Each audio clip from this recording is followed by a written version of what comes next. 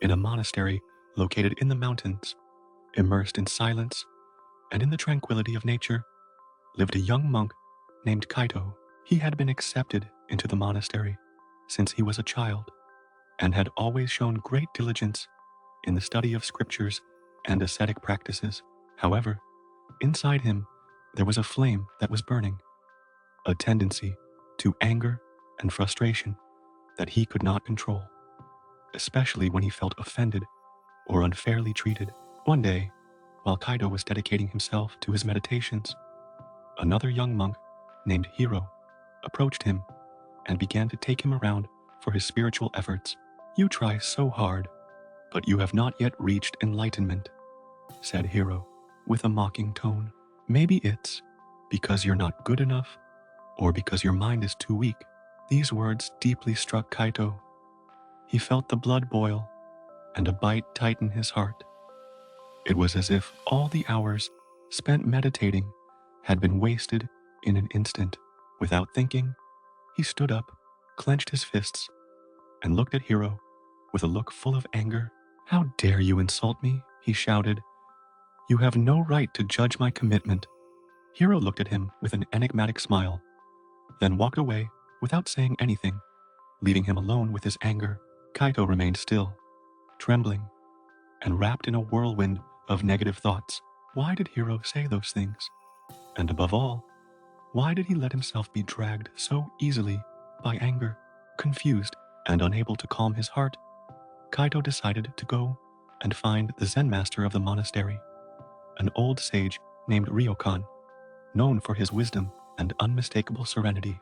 When he reached the master's hut, he found him sitting on the veranda, with his gaze lost in the landscape. The old man was calm, as if he were part of the surrounding nature. Kaito approached and bowed deeply. "Master, I must speak to you," he said in a broken voice. "I have been insulted by another monk, and the anger I feel is unbearable. I cannot free myself from this feeling. Every time I try to meditate, his voice continues to reverberate in my mind. What can I do to overcome this anger?" Ryokan looked at him with gentle eyes, then made a chant so that Kaito would follow him.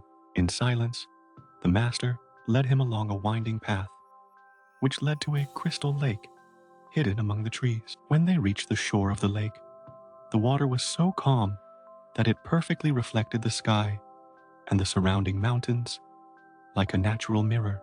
The master pointed to the immobile surface of the lake and then said, "Look at this water, Kaito. What do you think? It's perfectly calm." "Master," replied the young monk.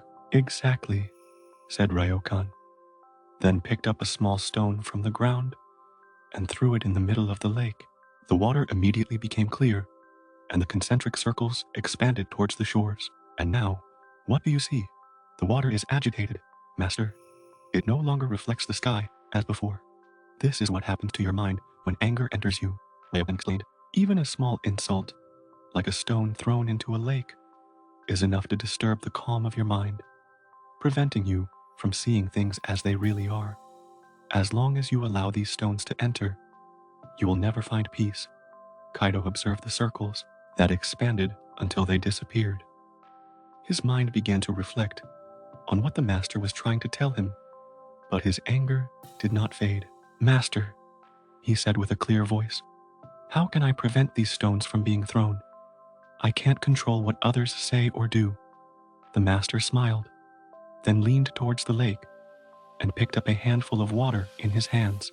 "If you can't prevent the stones from being thrown, you can change your reaction," he said. "If your mind were like a vast ocean and not like this little lake, then a simple stone would not be enough to disturb your peace. Think of a big sea. The waves can crash on the surface, but in the depths, the water remains always calm and serene. You have to expand your mind, Kaito, until a simple insult is no longer able to touch you in the depths of your being." Kaito listened carefully, but within himself, he still could not free himself of the feeling of injustice. "Master, I understand what you say, but how can I do it? The anger is so strong, it seems that it takes control of me, as if I were not the one to decide." Master Ryokan sat on the shore and invited Kaito to do the same. Then he said to him, "Who feeds this anger, if not yourself? Who welcomes it and lets it grow inside you? When someone insults you, his words are nothing more than sounds in the air. It is your mind that decides to interpret those sounds as an attack. You are the one who gives them the power to hurt you. The next time you feel anger, do not fight it, but observe where it comes from. Observe how it develops and who you are addressing.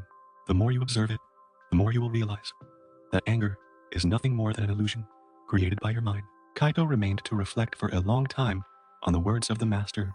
He realized that every time he got angry, it was as if he himself was pouring gasoline on the fire. Perhaps, after all, Hiro did not have as much power over him as he thought. Perhaps it was he, Kaito, who clung to those words to justify his frustration. The young monk closed his eyes and tried to visualize his mind as a vast ocean. He imagined Hiro's words as small stones falling on the surface, creating only slight crevices. With this vision, he began to feel a sense of calm that spread within him, like a deep sea that remained calm despite the storm on the surface. When he opened his eyes, the lake had returned perfectly calm. Kaito turned to the master and bowed deeply. "Thank you, master.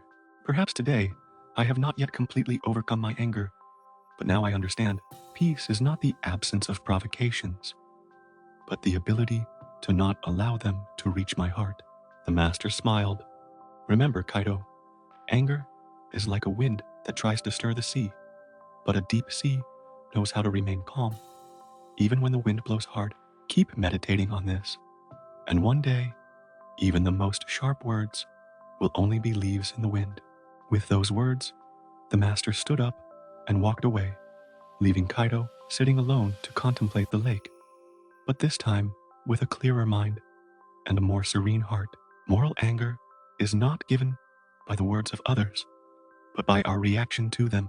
Expanding our awareness, we can learn not to be disturbed by external provocations, finding true inner peace. Thank you for watching our video. We hope it will positively enrich your life. If you enjoyed it, please leave a like and join our Mind in Evolution channel for more content like this. See you soon in the next episode.